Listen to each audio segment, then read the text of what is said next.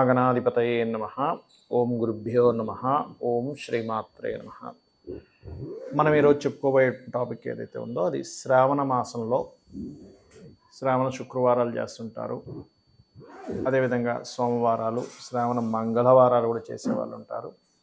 అయితే ఈ రోజులు చేసేటప్పుడు పర్టికులర్ లగ్నానికి అంటే 12 లగ్నాల్లో ఆ లగ్నం వారు ఇంకొంచెం వాళ్ళ యొక్క పూర్వజన్మ కర్మ తొలగడానికి ఏం చేసుకుంటే బాగుంటుంది. మనకి శ్రావణ మాసంలో చంద్రుడు శ్రవణ నక్షత్రం మీద పౌర్ణమి వస్తుంది కాబట్టి శ్రావణ మాసము అంటాం. చంద్రుడు మకర రాశిలో ఉండడం అనేటువంటిది ఏంటంటే పౌర్ణమి రోజు కర్మ తొలగించేటువంటి స్థానంలో ఉంటాడు ఆయన. మకర కుంభాలు రెండు కూడా కర్మస్థానాలుగా చెప్తూ ఉంటారు. కర్మకారకుడైనటువంటి ఆ యొక్క శని భగవానుడి యొక్క స్థానాలు కాబట్టి మరి 12 లగ్నాల వారికి పర్టికులర్గా ఇక్కడ ఏ పుష్పాలతో పూజిస్తే మంచిది, భక్తి ప్రధానం అన్నిటికంటే ముఖ్యంగా చెప్తున్నాను, గుర్తుపెట్టుకోండి. ఏ ప్రసాదాన్ని భగవంతుడికి నివేదిస్తే మంచిది, ఏ గ్రహ ఆరాధన ఎక్కువగా చేస్తూ ఉండాలి, ఏ దానం ఇవ్వాలి. అదేవిధంగా మాకు లగ్నము రాశి నక్షత్రం ఏమీ తెలియదు అనుకునేటువంటి వారు మీ పూర్వజన్మ కర్మ దేంతో కనెక్ట్ అయి ఉంది అని మీకు మీరే గుర్తించుకోవడం ఎలాగా, దాని ద్వారా మీరు పరిహారం చేసుకోవడం ఎలాగా అనేటువంటి విషయాలు నేను మీకు చెప్తాను. వృషభ లగ్నము, వృషభ రాశి. వృషభం వారికి పర్టికులర్గా మీకున్నటువంటి మెయిన్ స్ట్రెంగ్త్ ఏమిటి అంటే మీకు ఓపికే మెయిన్ స్ట్రెంగ్త్. మరి ఈ శ్రావణ మాసంలో ఏ దేవత అంటే ఎట్లా ఏ రకమైనటువంటి పూజాది కార్యక్రమాలు చేస్తే మంచిది మీరు చూసుకున్నట్లయితే పర్టికులర్గా మీరు శ్రావణ మాసం మొత్తం కూడా శివుణ్ణి కేశవుణ్ణి ఇద్దరిని కూడా ఆరాధించవచ్చు, అందులో ఎటువంటి సందేహం లేదు. అయితే పెసలతో చేసినటువంటి పదార్థాన్ని స్వామివారికి నివేదించి దాన్ని మీరు ప్రసాదంగా తీసుకోండి. Point number 1. అలాగే మీరు ఈ శ్రావణ మాసం వీలైనంత మట్టుకు శ్రావణ గురువారాలంతా కూడా మీరు ఏం చేస్తారంటే శనగలు దానంగా ఇస్తూ ఉండండి. శ్రావణ మాసంలో గురువారాలు ఇది పూర్వజన్మ కర్మ తొలగడానికి చాలా బాగా ఉపయోగపడుతుంది.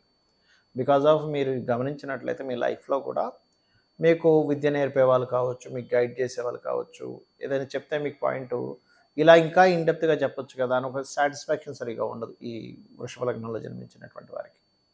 ఎందుకంటే గురువు అష్టమ లాభాధిపతి అవుతాడు కాబట్టి ఒక్కొక్క లగ్నానికి ఒక్కొక్క కాంబినేషన్స్లో మీ కనెక్టివిటీ అయి ఉంటుంది. అదేవిధంగా మీరు ఈ యొక్క స్వామివారికి అంటే శివునికి శ్రావణ సోమవారాలు కానీ లేకపోతే బుధ గురువారాలు కానీ బిల్వపత్రంతో అదేవిధంగా చందనము కలిపినటువంటి నీటితో అభిషేకం చేయండి. వీలైతే పత్రాలతో ఎక్కువగా పూజ చేయండి, బిల్వపత్రాలతోనే ఎక్కువగా పూజ చేయండి. మీకు మీ యొక్క పుణ్యఫలం పెరుగుతుంది, పాపఫలం అనేటువంటిది తగ్గుతుంది, గుర్తుపెట్టుకోండి. అదేవిధంగా గోవులకి అరటికాయలు తినిపించండి శ్రావణ మాసంలో. ముఖ్యంగా గురువారాలకు తప్పకుండా తినిపించండి, మిగతా రోజు కూడా తినిపించవచ్చు, తప్పేం లేదు. కాకపోతే దేశీవాలి గోవు కనుక తినిపించినట్లయితే మరింత మంచి ఫలితాలు వస్తాయి. అదేవిధంగా మరొక విషయం ఏంటంటే ఈ మాసంలో పర్టికులర్గా మీకు ఇప్పుడున్నటువంటి దీంట్లో కేతు కూడా బయట మనకి పంచమ స్థానంలో ఉన్నాడు కాబట్టి వీలైనంత మటుకు దగ్గరలో గణపతి ఆలయం గనక ఉన్నట్లయితే గణపతి ఆలయానికి కూడా ఒకసారి వెళ్ళరండి. ఎందుకంటే మనకి గోచారంలో ఏ గ్రహం ఉంది దాని తగ్గట్టుగా కూడా మనం చేసుకుంటూ ఉండాలి. చాలామందికి వాళ్ళ లగ్నం కానీ రాశి కానీ నక్షత్రం కానీ తెలియదు. అప్పుడు ఎలాగా మనం మొట్టమొదటిగా మనం అర్థం చేసుకోవాల్సింది ఏంటంటే పూర్వజన్మ కర్మ మనల్ని రూల్ చేస్తూ ఉంటుంది. అది మీరు చేసే మంచి కర్మ కానివ్వండి, తెలుసో తెలియకో చేసేటువంటి ఒక బ్యాడ్ కర్మ కానివ్వండి, అందరికీ భూమి మీద పుట్టిన ప్రతి ప్రాణికి ఉంటుంది. మీకు నాకు అందరికీ ఉంటుందండి, వీళ్ళేం ఎక్సెప్షన్ కాదు దానికి. అయితే ఇక్కడ మీకు ఒకవేళ ఎక్కువ అప్పుల బాధలు ఉన్నాయి, బాగా అప్పులతో ఇబ్బంది పడుతున్నారు అనుకోండి, ఈ శ్రావణ మాసంలో మీరు బిల్వపత్రంతో పూజ చేస్తూ సూర్య నమస్కారాలు ఎక్కువగా చేయండి. ఎంత సూర్యుడు ఆరాధన చేస్తే దాంతోపాటు ఓం అపర్ణాయై నమః అనే మంత్రం కనుక చేసుకుంటే అప్పులు క్లియర్ అయిపోతాయి. అలా కాదండి నాకు ఆల్మోస్ట్ మిస్గైడింగ్ అవుతుంది, నేను ప్రతిసారి మిస్గైడింగ్ వల్లే ఇబ్బంది పడుతున్నాను అంటారు. వాళ్ళకో పూర్వజన్మ కర్మ ఉంటుంది. అలాంటి వాళ్ళు ఈ శ్రావణ మాసంలో శివునికి గంధముతో అభిషేకం చేయండి. అప్పుడు ఈ శ్రావణ మాసంలో చేసే ఈ కర్మ వల్ల మీకు పూర్వజన్మ కర్మ తొలగిపోతుంది. అలా కాకుండా కొంతమందికి ప్రతిదీ ఏదో ఒక గొడవ అవుతుంది. అంటే ఒక మంచి ఆపర్చునిటీ ఒక గొడవ ద్వారా పోగొట్టుకుంటాడు మనిషి. అలాంటి వారు శివునికి కుంకుమ నీటితో అభిషేకం చేయడము మరియు కుజగ్రహం దగ్గర దీపారాధన చేయడము చేస్తూ ఉండండి. వృషభం మన ఇందాక నేను చెప్పినట్టుగా మిస్గైడింగ్ అవుతున్నటువంటి వారికి వాళ్ళు గురుగ్రహం దగ్గర చేయాలి. అప్పుల పాలు ఎక్కువగా ఉన్నటువంటి వారు బుధగ్రహం దగ్గర చేయాలి. ఇక అదేవిధంగా మరి కొంతమందికి ఏమవుతుంటుందంటే ఏదో ఒక ఆస్తి వాటి మూలంగా మీరు నిందలు పడుతూ ఉంటారు. ప్రాపర్టీ కోసం ఇలా చేస్తున్నాడు ఇతను, అది ఇది అని.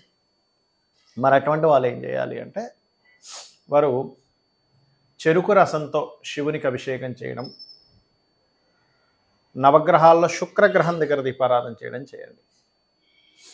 అదేవిధంగా మరి కొంతమందికి జీవిత భాగస్వామి లేదా వాళ్ళ విదేశాలకు వెళ్ళేటువంటి అంశం కానివ్వండి, ఏదైనా ఒక బిజినెస్లో వాళ్ళు బిజినెస్ చేయడం ద్వారా ఇబ్బంది పడడం లాంటివి వస్తూ ఉంటాయి వాళ్ళ లైఫ్లో. అంటే లైఫ్లో మెయిన్ పార్ట్ అది ఇబ్బంది పెడుతూ ఉంటుంది. ఈ యొక్క శ్రావణ మాసంలో కర్మని తొలగించుకునేటువంటి మాసంగా చెప్తుంటారు. అటువంటి వారు నవగ్రహాల్లో శని బుధ గ్రహాల దగ్గర దీపారాధన చేస్తూ స్వామివారికి అంటే పరమేశ్వరుడికి శివలింగం దగ్గర గంధపు నీటితోని లేదా నూనెని దానంగా ఇచ్చి అక్కడ ఎక్కువ దీపారాధన చేయడం చేయండి శివాలయంలో.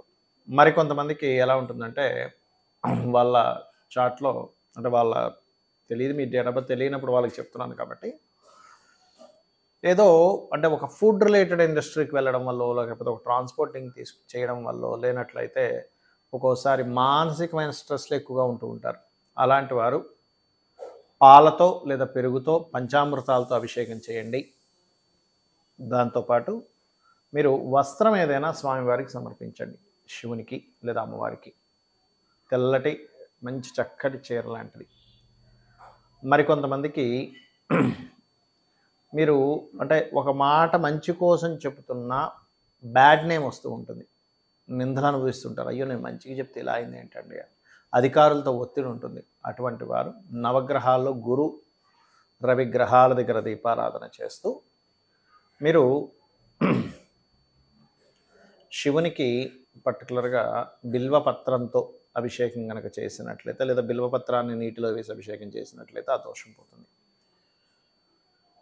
ఇంకొంతమందికి ఎట్లా ఉంటుందంటే షేర్ మార్కెటింగ్ రిలేటెడ్లోనే వాళ్ళ లైఫ్ మొత్తం, అంటే ఇవన్నీ నేను చెప్తుంది ఏంటంటే మొత్తం లైఫ్ ఈ అంశం వల్ల మీకు తిరిగింది అంటే ఈ రెమెడీ చేసుకుంటే క్లియర్ అవుతుంది. షేర్ మార్కెట్ ద్వారా వీళ్ళ లైఫ్ తలకిందులు అయిపోతుంది.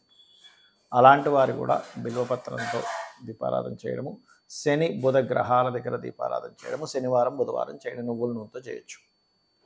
మరికొంతమందికి స్త్రీ మూలకంగా అవుతుంది. అంటే ఏమిటి, వివాహం చేసుకున్నారు, వచ్చినటువంటి భార్య కావచ్చు, భర్త కావచ్చు, లేదా ఆ అమ్మాయికి ఆడపడుచు వల్ల కావచ్చు, వివాహం తర్వాత నిందలు గొడవలు ఘర్షణలు జరుగుతూ ఉంటాయి. లేదా ఒక్కొక్కసారి ఏమవుతుందంటే స్త్రీ మూలంగా శత్రుత్వాలు ఏర్పడతాయి. అలాంటి వారు మీరు చేయవలసిన శుక్రగ్రహం దగ్గర దీపారాధన చేస్తూ స్వామివారికి ఎర్రటి పుష్పాలతోని తీపి పదార్థాలతో అభిషేకం చేయండి, ఖచ్చితంగా క్లియర్ అవుతుంది. ఇక మకరం వారు బిల్వపత్రాలతోని మరియు తీపి పదార్థంతో అంటే చక్కెర మిశ్రితో అభిషేకం చేయడము, మరియు అదేవిధంగా ఈ కుంభం వారు ప్రత్యేకంగా పాలు పెరుగు చక్కెర కలిపిన పదార్థాలతో అభిషేకం. అంటే కుంభం వారు ఇన్ సెన్స్ మీకు కుంభ లగ్నం అని తెలియదు అనుకోండి, ఉదాహరణకి ఎక్కువ మదర్తో ఎక్కువ ఇబ్బంది పడుతున్నారు, తల్లిగారితో సంబంధించినవి అంటే మాతృ సంబంధించినటువంటి విషయంలో ఎక్కువ ఇబ్బంది పడుతున్నారు అనుకోండి, అప్పుడు మీరు ఏం చేయాలి అంటే తల్లితో ఇబ్బంది పడడము, మానసికంగా ఎక్కువ స్ట్రెస్ అవుతున్నారు అనుకునేటువంటి వారు పాలతో అభిషేకం చేయండి శ్రావణ మాసంలో. అదేవిధంగా మరికొంతమందికి ఏమవుతుందంటే ల్యాండ్ కొనడం వల్ల వాళ్ళు ప్రతిసారి కిందకి డౌన్ అయిపోతుంటారు. అటువంటి వారు మంగళవారం నాడు కుజగ్రహం దగ్గర దీపారాధన చేస్తూ, అంటే ఒక్కోసారి రియల్ ఎస్టేట్లో ఉంటారు కొంతమంది, లేనట్లయితే వ్యవసాయంలో ఉంటారు. వ్యవసాయంలో ఉన్నటువంటి వారు మాత్రం మంగళవారం కనుక మీరు దీపారాధన కుజుడి దగ్గర దీపారాధన చేసి సుబ్రహ్మణ్యేశ్వర స్వామిని కానీ ఆంజనేయ స్వామిని కానీ చేసినట్లయితే, అన్నపూర్ణాష్టకం చదువుకున్నట్లయితే వ్యవసాయంలో 100% మీరు సక్సెస్ అవుతారు. మరి కొంతమందికి అధికారులతోని తండ్రితోని ఉంటుంది ఇబ్బంది. అటువంటి వారు సూర్య ఆరాధన చేస్తూ కుంకుమతో కలిపిన నీటితో అభిషేకం చేస్తూ శ్రావణ మాసంలో స్వామివారికి, శివునికి మీరు కనుక నైవేద్యం ఏదైనా అన్నముతో తయారు చేసినటువంటి పదార్థాన్ని నైవేద్యంగా స్వామివారి దగ్గర పెట్టినట్లయితే ఖచ్చితంగా అధికారులతో ఇబ్బంది అనేటువంటి తగ్గుతుంది. గోవులకి క్యారెట్స్ కూడా తినిపించండి, అన్ని విధాలు బాగుంటుంది.